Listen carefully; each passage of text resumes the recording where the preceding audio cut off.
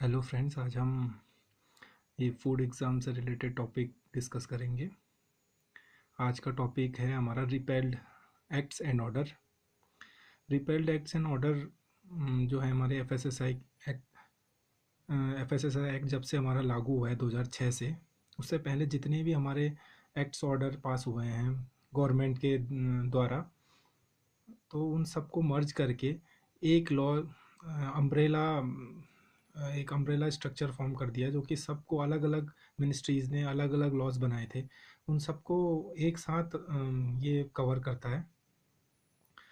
और इसीलिए इसमें इसमें मेजरली हमारे पास अलग अलग लॉज हैं। जैसे हमारे पास इसमें आठ सात से आठ तरीके के हमारे पास जो पुराने लॉज थे, उन सबको हमने एक जगह उनको मर्ज कर दिया है।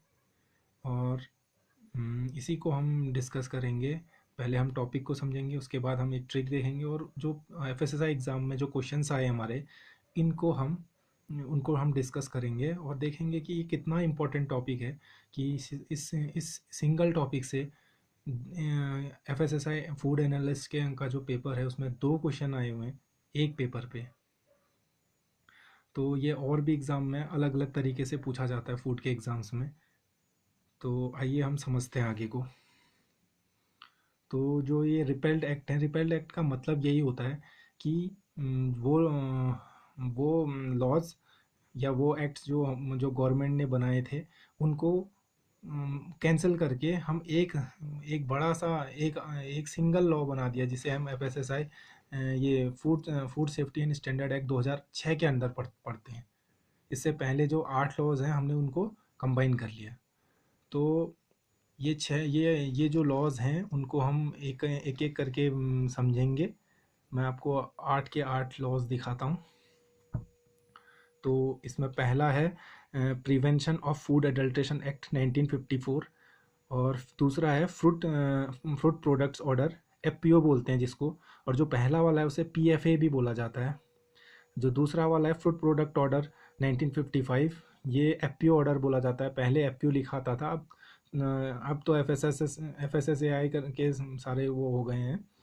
और जो ये एफपीओ ऑर्डर है, इसको जितने भी फूड साइंस के स्टूडेंट्स हैं वो तो इसको बहुत अच्छे से जानते हैं, क्योंकि ये एक यहीं से मेन सारा लगभग फूड प्रोडक्ट से रिलेटेड लॉज हैं वह यहीं से स्टार्ट होते हैं।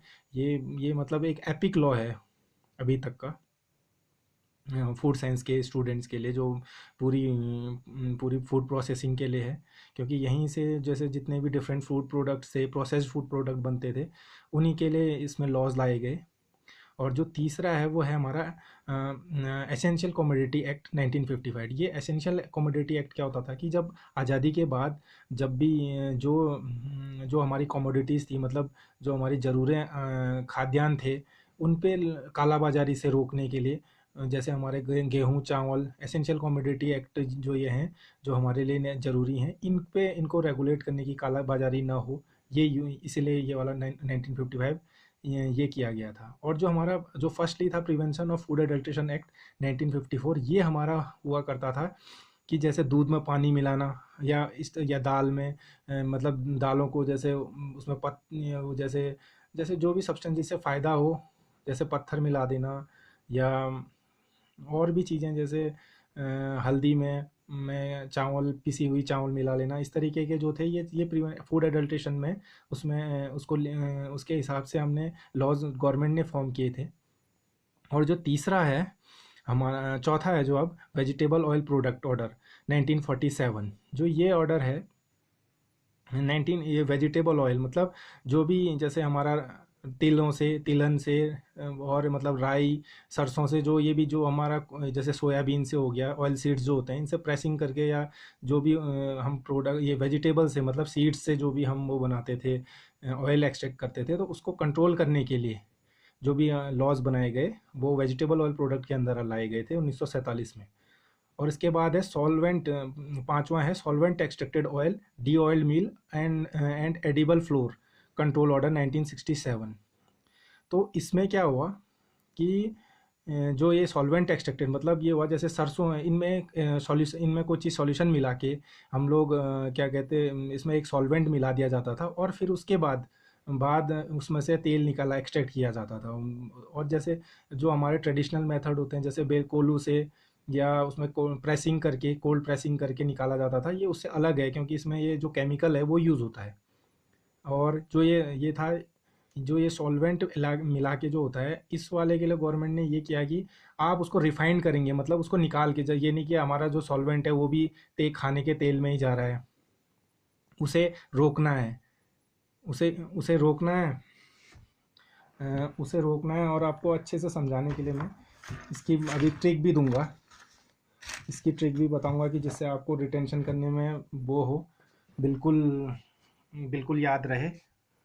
और इसमें जो हमारा सॉरी इसमें जो हमारा ये है सॉल्वेंट है डी ऑयल मील का मतलब ये होता है कि जो डी ऑयल मील्स हैं, डी ऑयल मील का मतलब है कि जैसे जो भी, जैसे तेल निकालने के बाद जो भी वो उसका जो मटेरियल बचता है, जैसे जैसे सोयाबीन से उसकी जो सोया चंक्स बचते हैं, और जैसे वो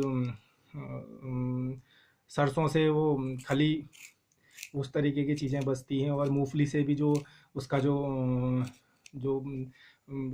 ड्राइड प्रोडक्ट बचता है, उसका उसके उसके यूज़ के लिए, और एडिबल फ्लोर और खाने वाले आटे के लिए इनके लिए रूल्स बनाए गए थे। जो छठा है एडिबल ऑयल पैकेजिंग ऑर्डर। तो ये जो एडिबल ऑयल पैकेजिंग ऑर्डर है, इसमें हमने पैक कैसे करना है कि जैसे उसको जो हमारा खाने वाला तेल है उसकी पैकिंग कितने कितने टाइम के लिए होगी, और उसकी उसकी क्वालिटी क्या होगी, इन चीज़ों को लेके पैकेजिंग ऑर्डर लाया गया था एडिबल ऑयल्स के लिए। और उसके बाद है मीट फूड प्रोडक्ट्स ऑर्डर 1973। जो ये मीट फूड प्रोडक्ट है, ये जैसे मीट के कैन प्रोडक्ट है मीट के लिए, उसके क्या स्पेसिफिकेशंस होंगे, और जो ड्राइड या स्मोक्ड मीट फूड प्रोडक्ट होंगे उसके क्या स्पेसिफिकेशन होंगे, इसके लिए किया गया था ये मीट फूड प्रोडक्ट ऑर्डर। और नॉर्मली जो ये डे टू डे लाइफ में जो बुचरीज में काटा या दिया जाता है, उसके लिए क्या नॉर्म्स होंगे, जो हाइजीन के लिए हैं, सैनिटेशन की जो गाइडलाइंस हैं, वो प्रोवाइड की गई थी 1973 में। फिर जो लास्ट है milk and milk products order 1992। इसमें मिल्क से रिलेटेड, क्योंकि मिल्क से आप देखेंगे मार्केट में कि जो खोया बनाया जाता है, और जो मिल्क के अलग अलग अलग प्रोडक्ट बनाए, बहुत ज़्यादा उनमें खोए में इनमें बहुत ज़्यादा एडल्ट्रेशन की जाती है। तो और दूध में भी उसकी उसकी डेंसिटी के साथ उसमें यूरिया मिलाया जाता है, या काफ़ी तरीके के सोप्स वो यूज़ करके जो आर्टिफिशियल मिल्क बनाया जाता है, उस चीज़ को टैकल करने के लिए, ये नॉर्म्स के लिए milk and milk product order 1992 लाया गया था। जो मैंने ये ऑर्डर बनाया है इसका जो मैंने ये ऑर्डर बनाया है, मैं इससे रिलेटेड भी आपको एक ट्रिक दूंगा। जैसे ये है, मैंने ये जो मैंने फर्स्ट के जो 3 अरेंज किए हुए हैं, इसके लिए, इसको याद करने के लिए आपने क्या करना है, 54, 55 और 55 के आसपास तीनों वही हैं। देखिए 1955, 55 एंड ये PFA 54 है, तो ये आप साथ में याद कर सकते हैं। और उसके बाद जो अगले 3 हैं, देखिए 1947, ये हम याद कर सकते हैं हमारे इंडिपेंडेंस डे के को याद करते हुए भी हम वेजिटेबल ऑयल के लिए हम क्या कहते हैं 1947 को हम यूज़ कर सकते हैं, मतलब याद करने के लिए मेमोराइज कर सकते हैं।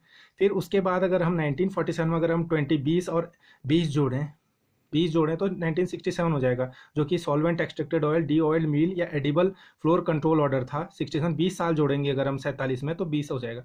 और 20 से हम 21 करके याद कर लेंगे, इसको 21 साल जोड़ेंगे तो 1988 हो जाएगा हमारा। और ये एडिबल और इन तीनों को याद करने के लिए देखिए, तीनों में ऑयल आता है, ऑयल करके देखिए, ऑयल से रिलेटेड है। और जो ऊपर के 3 हैं ये आपके फूड एडल्ट्रेशन PFA, FPO और इसेंशियल कमोडिटी एक्ट में गाँव ये खाद्यान्न आ जाते हैं, ठीक। और आप ये देखिए मीट फिर इसके बाद आता है मीट फूड प्रोडक्ट ऑर्डर 1973। तो ये मीट फूड प्रोडक्ट ऑर्डर जो है आपका 1973, ये 1973 आप ऐसे भी याद कर सकते हैं, जो हमारी कुमाऊं यूनिवर्सिटी है, तो जब हम क्या कहते हैं पढ़ नॉलेज लेते हैं, तो उससे हमें मीट को कैसे यूज़ करना है, क्या वो करना है, इससे हम रिलेट कर सकते हैं कि इसका इस्टेब्लिशमेंट ईयर 1973 था, तो तभी मीट प्रोडक्ट भी उस टाइम पे हुआ था, मीट प्रोडक्ट ऑर्डर लाया गया था। और भी मैं 2-3 चीज़ें और बताता हूँ आपको, जिससे आप इसको रिलेट कर सकते हैं।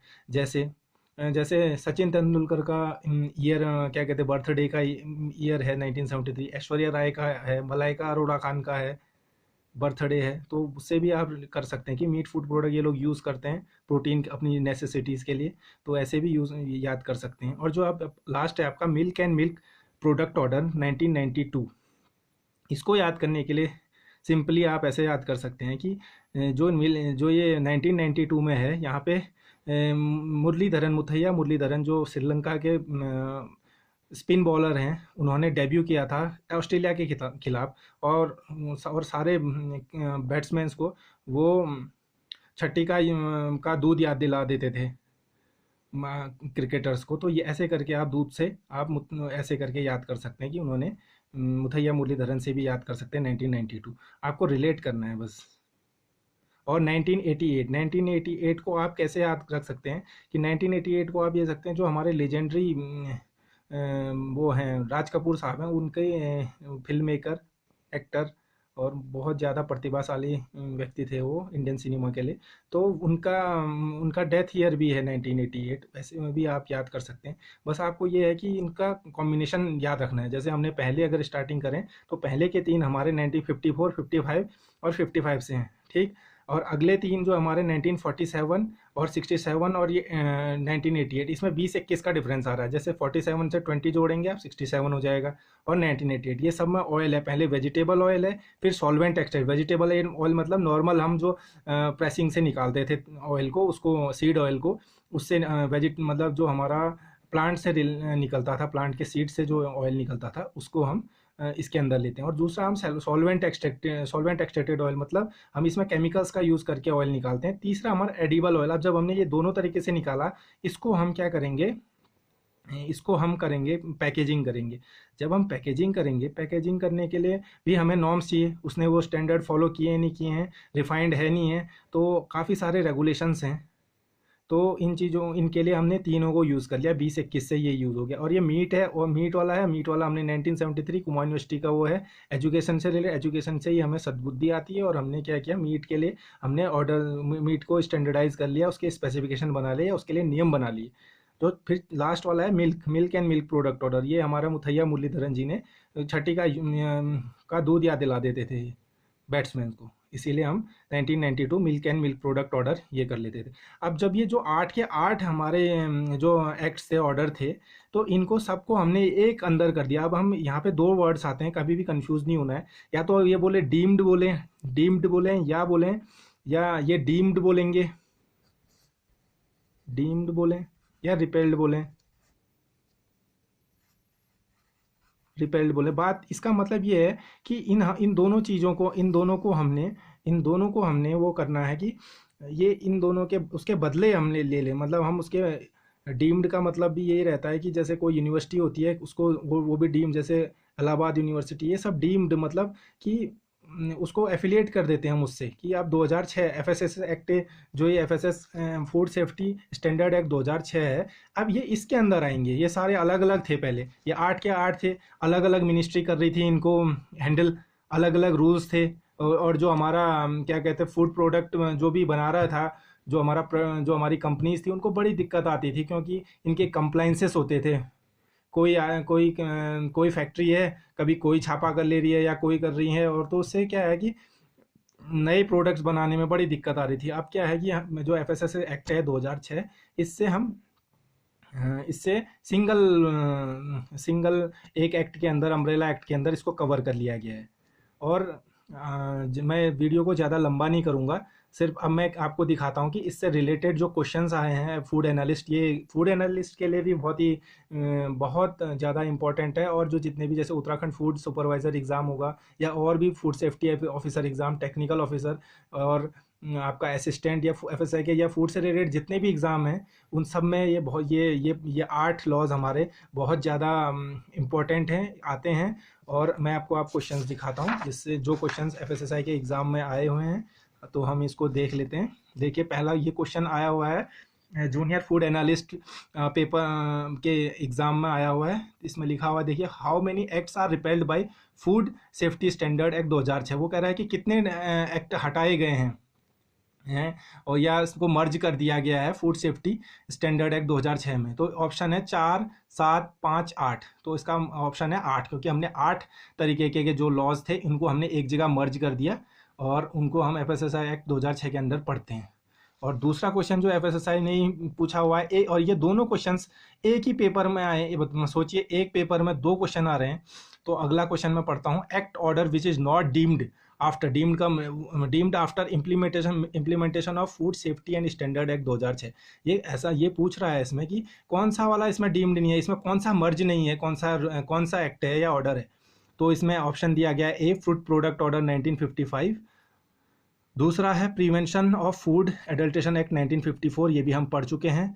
और milk and milk product order 1992, ये भी पढ़ चुके हैं हम। जो standard weight and measure act 1976 है, ये बीआईएस के अंडर आता है, ब्यूरो ऑफ इंडियन स्टैंडर्ड्स।